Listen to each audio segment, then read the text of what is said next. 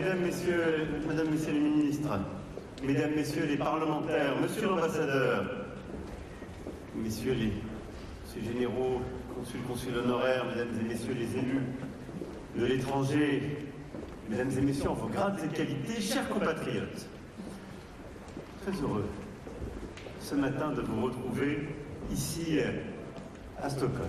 Et je dois dire que les autorités suédoises et en tout premier lieu Sa Majesté le Roi ont accepté que cette rencontre avec vous, ce qui n'est pas l'usage, précède la visite et le programme officiel de cette visite d'État qui va débuter donc juste après. C'est donc en quelque sorte vous qui êtes les premiers à nous accueillir en Suède. Et je voulais vous en remercier très solennellement, tout en vous disant l'attachement de notre nation à ceux qui portent hors de nos frontières son image et une part de son avenir. Qu'est-ce que vous faites ici? Alors cette visite d'État s'inscrit dans ce qui est notre volonté depuis 2017, bâtir une souveraineté européenne plus forte, engagée avec chaque État membre de notre Europe, une relation plus solide au service évidemment des intérêts réciproques, mais d'un projet européen qui nous place seuls dans le concert du monde en situation de nous protéger, de bâtir notre avenir. Ce qui suppose quelques efforts de notre côté et de trouver des chemins nouveaux. Je vais y revenir. Vous savez peut-être, mais cette visite d'État est la première d'un président français en Suède depuis 24 ans. François Mitterrand et Jacques Chirac sont venus respectivement en 1984 et en 2000. Quelques-uns d'entre vous y étaient. Pas les jeunes, mais qui sont là. Mais si l'on songe à celui seul qui les avait précédés, il faut remonter à Raymond Poincaré, qui lui était venu fin juillet 1914. On va continuer de s'améliorer. Ces visites, en tout cas, se font à chaque fois dans des moments cruciaux, parfois tragiques, du destin du continent. Et cette visite d'État se tient à un moment particulièrement sensible pour notre Europe, particulièrement tragique aussi.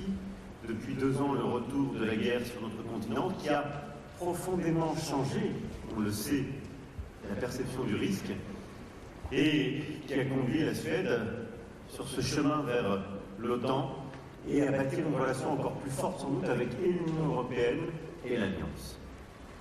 Mais la cadence de ces visites ne dit rien de l'intensité de nos liens. Rien d'histoire, rien de culture, rien d'imaginaire, tant il existe une fascination mutuelle, une admiration réciproque, et je ne parle pas de l'histoire des souverains de ce pays qui a pu être irrigué par les grands destins français, mais je parle aussi de la fascination que nous avons à juste titre pour le dynamisme économique et l'exigence sociale du modèle suédois, une capacité à la fois à s'ouvrir et à tenir des équilibres nationaux et locaux qui ont pu d'ailleurs inspirer certaines de nos réformes plus récentes. Ce que je suis ici venu vous dire, c'est d'abord merci, et puis essayer de vous dire sur quel chemin nous nous engageons. Merci parce que cette relation, par-delà les visites ministérielles, présidentielles et autres, c'est vous qui l'avez fait. Nos deux nations, en effet, ont beaucoup à entreprendre dans ce tournant de l'histoire européenne, mais vous êtes aux avant-postes. Vous êtes aujourd'hui plus de 10 000 à vivre dans ce pays, tandis qu'environ 30 000 Suédois vivent en France. Vous êtes principalement présents à Stockholm, mais c'est bien à tous les Français de Suède que je m'adresse aujourd'hui. Et on me rappeler ici nos présences multiples, que vous soyez à Göteborg, où j'étais en 2017, Malmö, Lund, nous serons demain avec les ministres, Umeå, ou Luleå, Kiruna, d'autres. Nous avons une communauté qui est présente et appréciée partout à travers le pays, et une communauté qui a cru fortement ces 10 dernières années, avec une augmentation de 31% des inscrits depuis 2012. Ce qui montre combien d'abord ce pays continue de s'internationaliser, et combien la France y joue pleinement son rôle. Et vous êtes réunis ici dans toute votre diversité. Pour certains d'entre vous, la Suède est depuis des décennies toute votre vie personnelle et professionnelle. Pour d'autres, elle est une découverte plus récente, résultat d'un projet entrepreneurial, de la volonté de participer à la révolution industrielle du pays et de notre Europe. Mais aucun d'entre vous n'est là par hasard.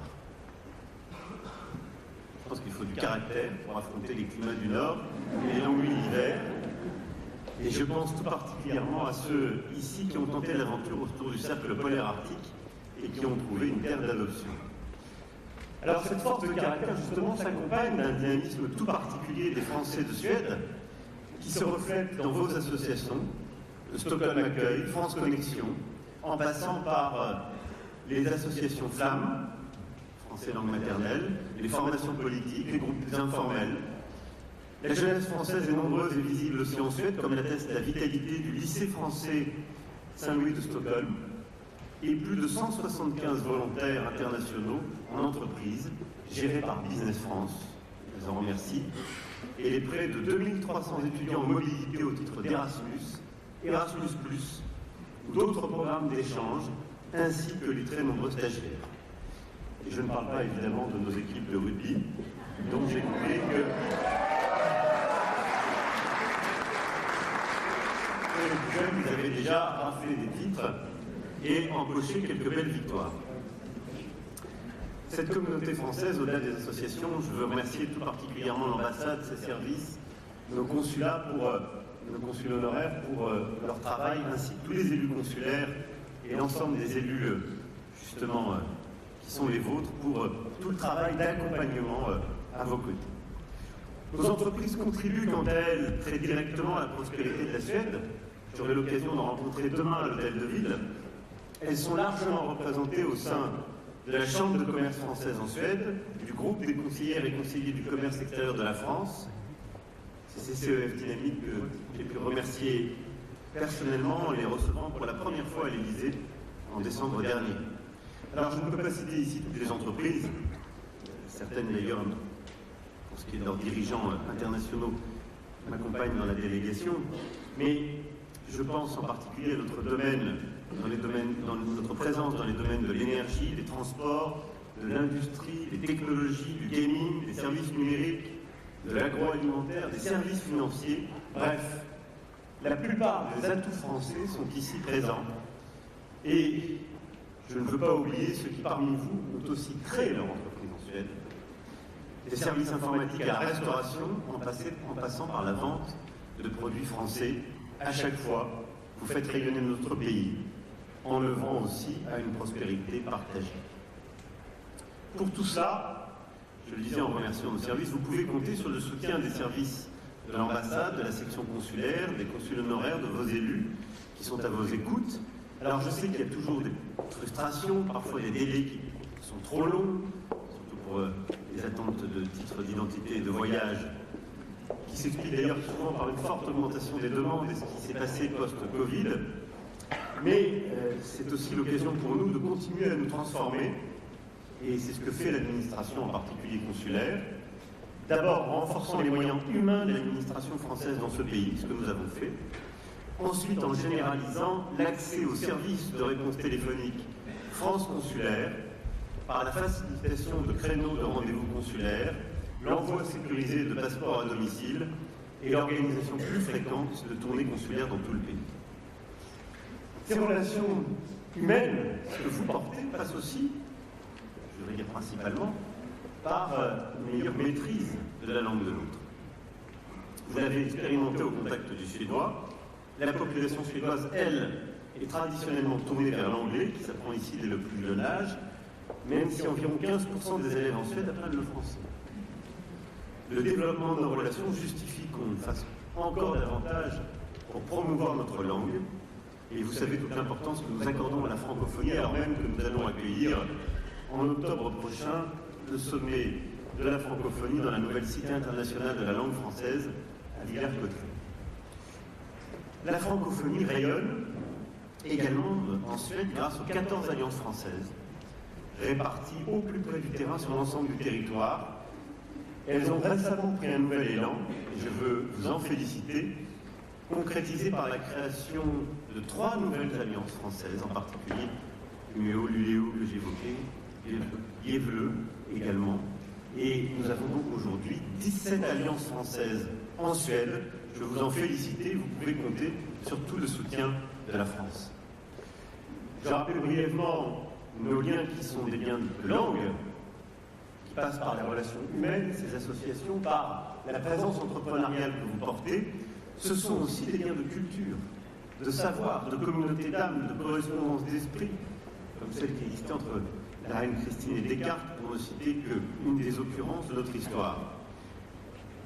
L'Institut français de Suède œuvre ainsi pour que le créateur français et suédois continue de mieux se connaître, d'échanger, de créer ensemble, met en place des coopérations structurées qui permettent de porter davantage de projets sur la durée entre nos pays. Et à cet égard, je suis heureux d'annoncer que le prestigieux Musée national de Stockholm compte organiser une exposition sur Pierre Bonnard en 2025.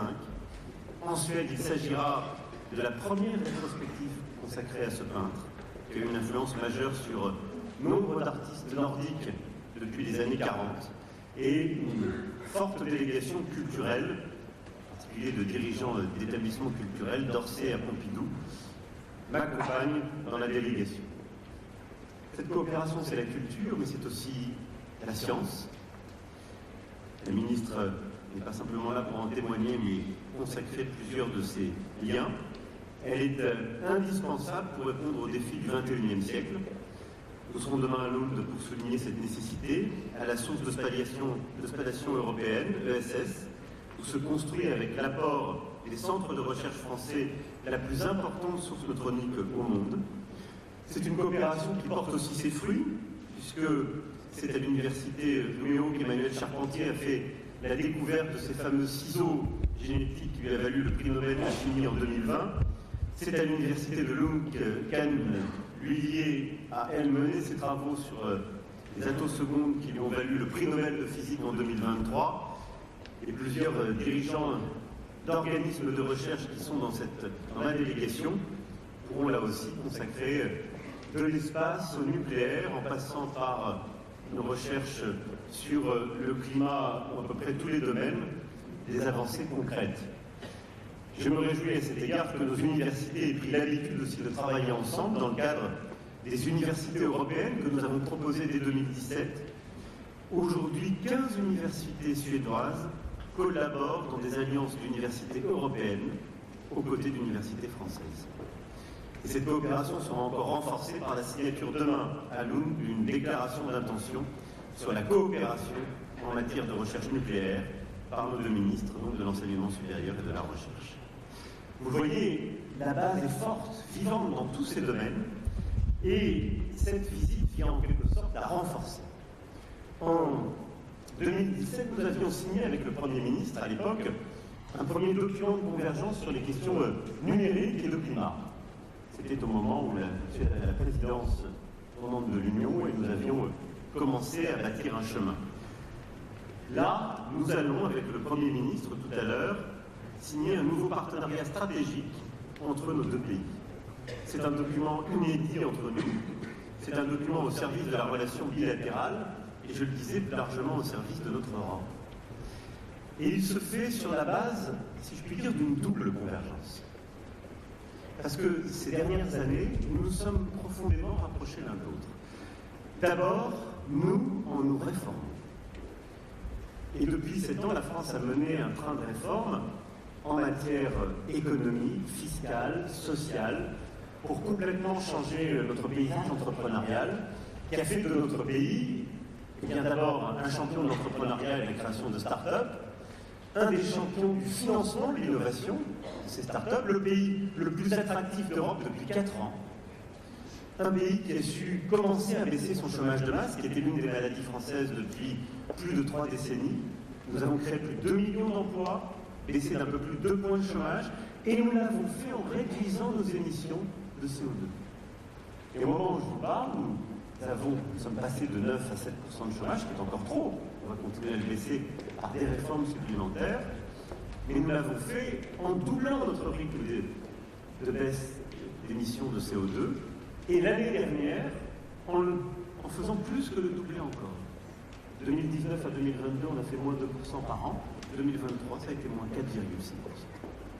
Et donc, il n'y a pas de fatalité, mais nous avons progressivement réformé les choses, Nous avons, vous le savez, nous sommes revenus sur parfois beaucoup de dogmes qui étaient installés, et nous avons collectivement contribué à faire de la France un pays à la fois plus attractif, plus moderne, un pays avec de plus grande solidité entrepreneuriale, agricole, industrielle, et quels que soient les défis et les difficultés du moment, de garder le cap justement d'une réforme. Ceci nous a fait converger vers la Suède.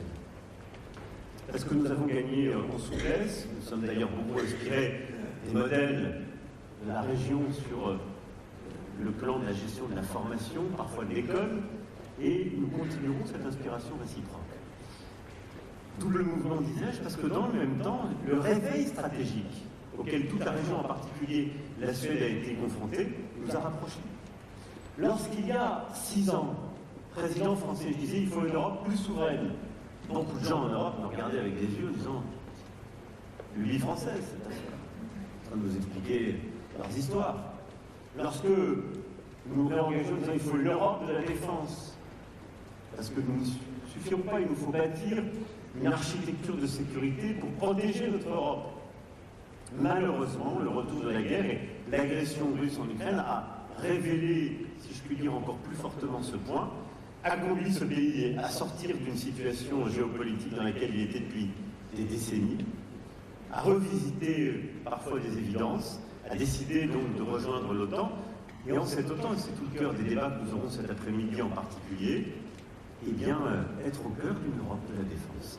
C'est le sens de la présence du ministre des Armées aussi de mes côtés, de plusieurs industriels du secteur, avec une volonté justement de nous rapprocher, de produire ensemble, d'aider ensemble l'Ukraine, mais d'avoir une Europe de la défense plus forte au sein de l'OTAN, pour avoir une Europe qui se protège mieux. Et vous le voyez, le partenariat stratégique que nous scellons entre nos deux pays est au fond un partenariat au service de notre continent.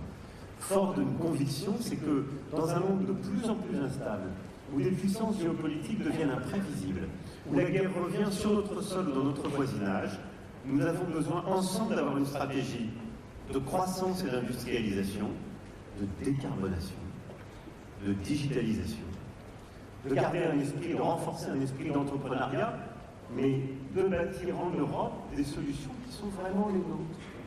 Pas pour nous refermer, pas pour aller vers l'autarcie, mais pour être plus solides ensemble. Et le faire au service d'un projet d'échange humain, d'ouverture, de culture, de connaissance de l'autre, qui est au cœur de la relation bilatérale, comme je viens de le rappeler, mais qui est aussi au cœur de l'ADN européen.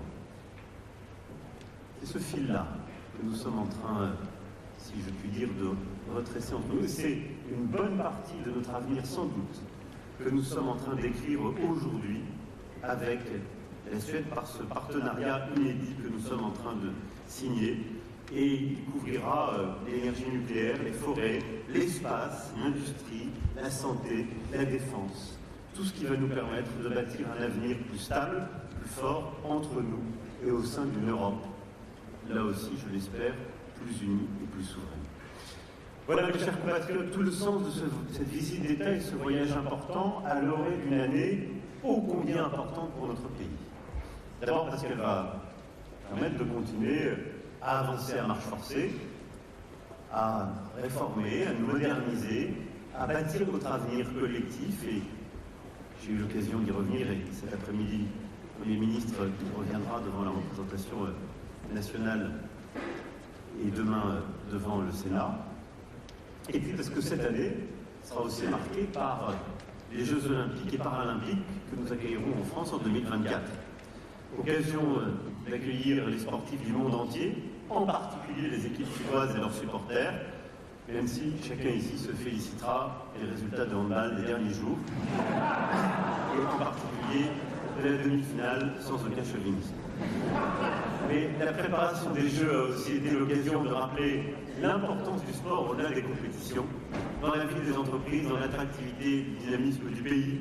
C'est d'ailleurs un point qu'on a compris depuis longtemps en Suède, où près de 3 millions de Suédois appartiennent à l'une des 20 000 associations bénévoles ou clubs sportifs, où rien ne compte plus que la vie en plein air au contact de la nature. Et c'est exactement, là aussi, une source d'inspiration pour nous, pour bâtir au-delà des Jeux, cette nation sportive que nous voulons en héritage.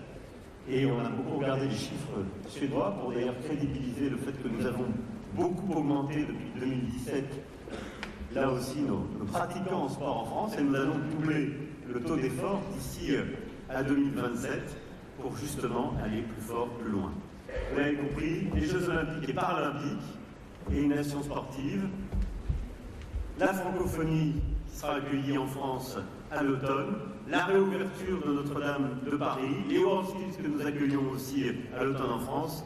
Je pourrais citer beaucoup d'autres choses pour dire que oui, 2024 sera un millésime français, ce sera le vôtre. Et je conclurai en vous remerciant à nouveau, toutes et tous, vous qui accompagnez la solidité mais aussi le développement de la relation bilatérale et votre vie en Suède. Et nous attendons beaucoup de cela. Les services de notre ambassade, nos consuls honoraires, nos opérateurs, Business France, Tout France, notre chambre de commerce et d'industrie, tout le tissu associatif et bénévole, et bien sûr vous tous à travers vos engagements personnels, entrepreneuriaux, artistiques, scientifiques, être au cœur de ce partenariat.